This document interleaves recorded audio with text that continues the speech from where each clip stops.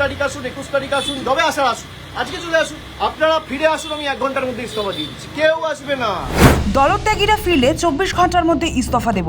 দলের অন্দরে যারা তার বিরুদ্ধে ক্ষোভ উগরে দিয়ে দল ছাড়ছেন, সেই দলত্যাগী বিধায়ক ও সাংসদদের এবার ওপেন চ্যালেঞ্জ ছুড়ে দিলেন অভিষেক বন্দ্যোপাধ্যায়। ক্ষোভ এবং আত্মবিশ্বাসের মিশেলে সাংবাদিকদের মুখোমুখি হয়ে তৃণমূলের সর্বভারতীয় সাধারণ সম্পাদক স্পষ্ট জানিয়ে দিলে, যাদের আমাকে নিয়ে সমস্যা তারা দলে ফিরুন, আমি মাত্র 1 ঘন্টার মধ্যে ইস্তফা দিয়ে দল ছেড়ে দেব। আর যাদের আমাকে নিয়ে সমস্যা তাদেরকে অনুরোধ করব যে মানুষ বোকা নয়। আজকে 18 তারিখ, আপনি 19 তারিখ আসুন, 20 তারিখ আসুন, 21 তারিখ আসুন, যবে আসার আসুন, আজকে চলে আসুন। আপনারা ফিরে আসুন, আমি 1 ঘন্টার মধ্যে ইস্তফা দিয়ে দিচ্ছি, কেউ আসবে না। বারবার বিদ্রোহীদের নিশানায় তিনি, এমনকি মমতা বন্দ্যোপাধ্যায়ের শিবিরের গুটি কয়েক সেনার মাঝেও তিনি সমালোচিত।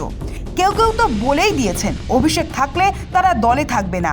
এই পরিস্থিতিতে তৃণমূলের বিদ্রোহী শিবিরকে বড়সড় চ্যালেঞ্জ করলেন কালীঘাট শিবিরের তৃণমূল নেতা অভিষেক বন্দ্যোপাধ্যায়। ইডি সিবিআই থেকে বাঁচতেই স্ক্রিপ্ট।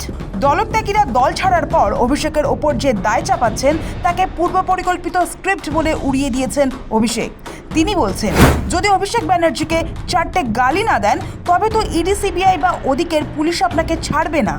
लेकिन एक ईडी समन आते ही अगर आप चले जाओगे तो ये साफ है कि आप लड़ना नहीं चाहते हो, आप डरते हो, और डरते हो तभी झुकते हो। भाई अगर आपके पास कुछ है नहीं, अगर मान लो सब कुछ आपका पक्ष में है तो आप जाओ।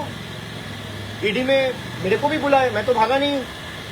मेरे को 10 बार बुलाए, मेरे को सीआईडी बुलाया, मेरे को एसटीएफ बुला रहा है, मेरे को सीआईडी बुला रहा है, मेरे को स्टेट पुलिस। मेरे खिलाफ कितना एफआईआर हो चुका है?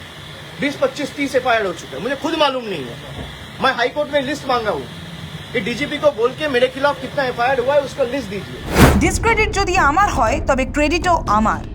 দলের উত্থান পতনের দায় নিয়ে নিজের অবস্থান স্পষ্ট করে অভিষেক বলেন, যদি দলের হারের দায়িত্ব অভিষেক ব্যানার্জির হয় তবে 24 লোকসভায় যে দল 29টা আসন জিতল সেই জয়ের ক্রেডিটও তো অভিষেক ব্যানার্জির। ডিসক্রেডিট আমার হলে জেতার সময় ক্রেডিটও আমার। अगर आप गाली दोगे तभी आप बचे रहोगे। जो 4 तारीख के बाद जा रहे हैं, 4 तारीख के पहले चला जाता, मैं तो पहले भी था। भाई 24 में पार्टी जीत के आया, 29 आसन पार्टी जीता, तो अगर हार का जिम्मेदारी अभिषेक बनर्जी का है, 24 में जीत का जिम्मेदारी भी अभिषेक बनर्जी का है। मानोगे? যদি ডিসক্রেডিট আমার হয়, হারে, তাহলে জেতার সময় ক্রেডিটও আমার। দলত্যাগীরা ফিরলে 24 ঘন্টার মধ্যে ইস্তফা দেব, চ্যালেঞ্জ অভিষেকের। কালীঘাটে দাঁড়িয়েই বিদ্রোহীদের দিকে সরাসরি চ্যালেঞ্জের বল ছুড়ে দেন অভিষেক। তিনি বলেন, আপনারা দলে ফিরে আসুন, 1 ঘন্টার মধ্যে আমি নিজের ইস্তফা দিয়ে দেব। और अगर किसी को मेरे से दिक्कत है, मैं तो चुनौती देता हूँ। भाई 60 एमएलए गए, कुछ लोग गए, 20 एमपी गए, मैं आपको चुनौती देता हूँ, आप लौट के आओ ममता बनर्जी के पास, 24 घंटे के अंदर मैं अपना इस्तीफा दे दूंगा। ओपन चैलेंज दे रहा हूँ, आप लौट के आओ, 24 घंटे के अंदर मैं अपना इस्तीफा दे देता हूँ। 24 घंटा, चलो 24 घंटा छोड़ दो, 1 घंटा मिलेगा।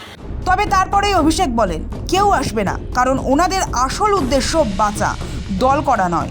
আপনি 19 তারিখ আসুন, 20 তারিখ আসুন, 21 তারিখ আসুন, যবে আসার আসুন, আজকে চলে আসুন।